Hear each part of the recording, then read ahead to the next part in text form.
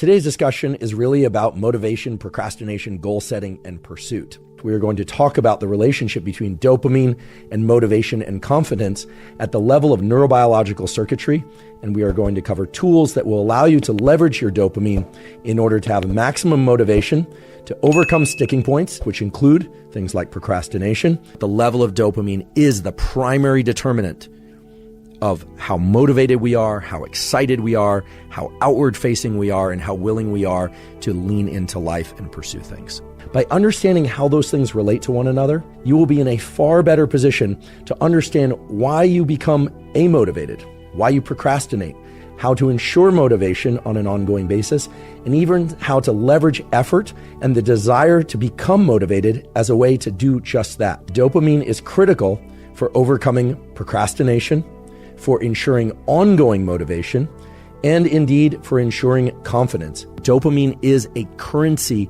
and it's the way that you track pleasure. It's the way that you track success. It's the way that you track whether or not you are doing well or doing poorly. Most people know that dopamine is involved in pleasure to some extent or another. And nowadays, people are starting to appreciate that dopamine is also intimately involved with motivation, drive, and pursuit. Now, of course, some people have a greater propensity to pursue things like work or goals in athletics or relationships or a combination of those. Neither dopamine nor the mesocortical circuit cares about any specific goal or pursuit. This is a circuit that uses dopamine in order to pursue anything. Dopamine has everything to do with how you feel right now as you're listening to this. It has everything to do with how you will feel an hour from now. It has everything to do with your level of motivation and your level of desire and your willingness to push through effort. Even subtle fluctuations in dopamine really shape our perception of life and what we're capable of and how we feel. But if ever you felt lethargic and just lazy and you had no motivation or drive, that's a low dopamine state. If ever you've interacted with somebody who just doesn't seem to have any drive, they've given up, or if you've interacted with somebody who seems to have endless drive and energy, what you are looking at there in those two circumstances is without question a difference in the level of dopamine circulating in their system. Let's keep two things in mind. There are peaks in dopamine. That is, dopamine is released into the frontal cortex where it has these effects of activating or suppressing action. There can also be troughs in dopamine. What do I mean by that? Well, we have peaks in dopamine, and that peak in dopamine can rise up and then go back to what we call baseline, or there can be a trough. It can go below baseline. When you experience something or you crave something really desirable, really exciting to you, very pleasurable, what happens afterwards is your baseline level of dopamine drops. You might think, oh, a big peak in dopamine. After that, I'm going to feel even better because I just had this great event. Not the case. What actually happens is that your baseline level of dopamine drops. How much dopamine you experience from something depends on your baseline level of dopamine when you arrive there and your previous dopamine peaks. Dopamine is perhaps one of the most powerful molecules that any of us has inside of us, and the one that we ought to all think very carefully about how we leverage. How much dopamine is in our system at any one time compared to how much dopamine was in our system a few minutes ago, and how much we remember enjoying a particular experience of the past. That dictates your so-called quality of life and your desire to pursue things. Hard work is hard. Generally, most people don't like working hard. Some people do, but most people work hard in order to achieve some end goal. Reward prediction error governs virtually all aspects of effort and all aspects of learning. Reward prediction error also says that if we expect a reward and the reward doesn't come, that the pattern of dopamine release will follow a particular contour. What's going to happen is that my level of dopamine is actually going to drop below the baseline, meaning below the level of dopamine I had before I even started the habit execution. Because of the way that dopamine relates to our perception of time, working hard at something for sake of a reward that comes afterward can make the hard work much more challenging and make us much less likely to lean into hard work in the future. This has been observed over and over and over again, that people that have growth mindset, kids that have growth mindset, end up performing very well because they're focused on the effort itself. And all of us can cultivate growth mindset. The neural mechanism of cultivating growth mindset involves learning to access the rewards from effort and doing. When we receive rewards, even if we give ourselves rewards for something, we tend to associate less pleasure with the actual activity itself that evoked the reward. Now, that might seem counterintuitive, but that's just the way that these dopaminergic circuits work. Over time, we have the experience of less and less pleasure from that particular activity while we're doing it. The cognitive interpretation is that you didn't really do the activity because you enjoyed the activity, you did it for the reward. We are incredibly habitual organisms. Unless we intervene in our habits, they tend to carry out the same way that they always have once they've formed.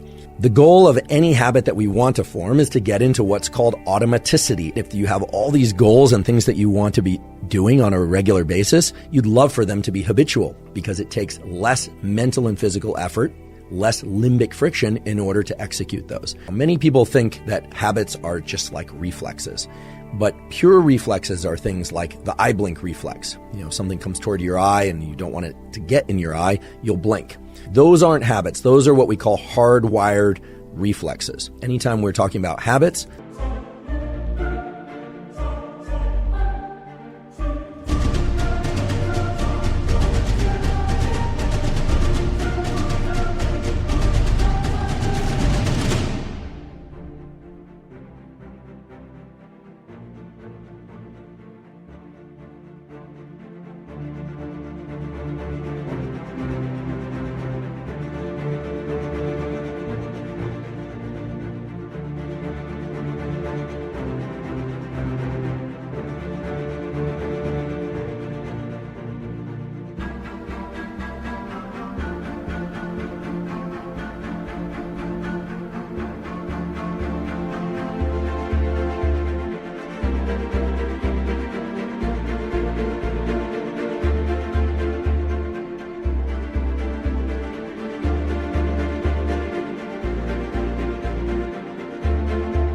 that means our nervous system learns something.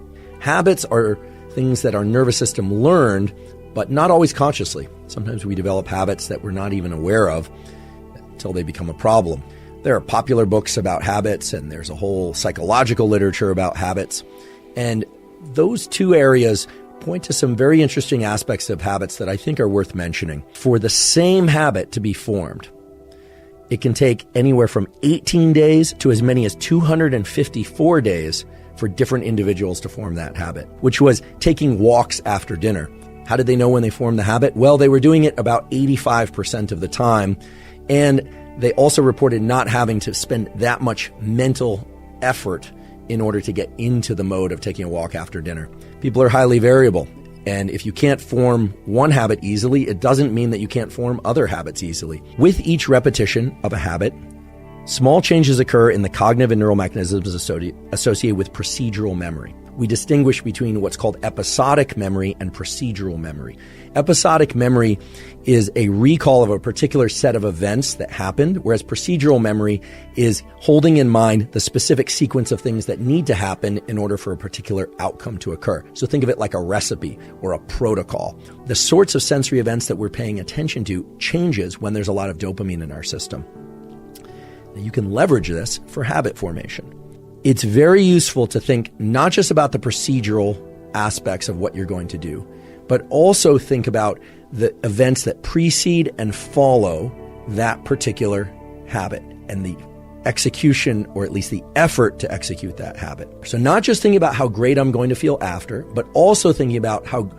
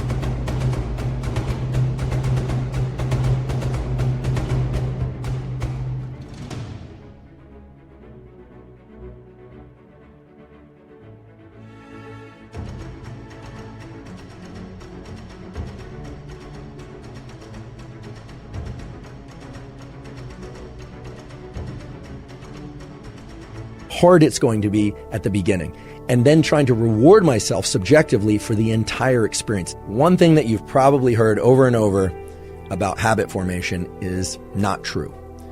And what I'm referring to is this idea that if you are very specific about exactly when you're going to perform a particular habit, that you are more likely to perform that habit. The literature indicates that people who do that, who are very rigid about when they do things, tend, because of context dependence, to not necessarily stick to those habits over time. Some people do, but many, many people don't. And in fact, moving that particular habit around somewhat randomly can actually be beneficial to you, because actually moving it from one time a day to the other is that context independence that we really are seeking. It will have a significant shift on allowing you to engage in particular habits more easily and to consolidate those habits more quickly.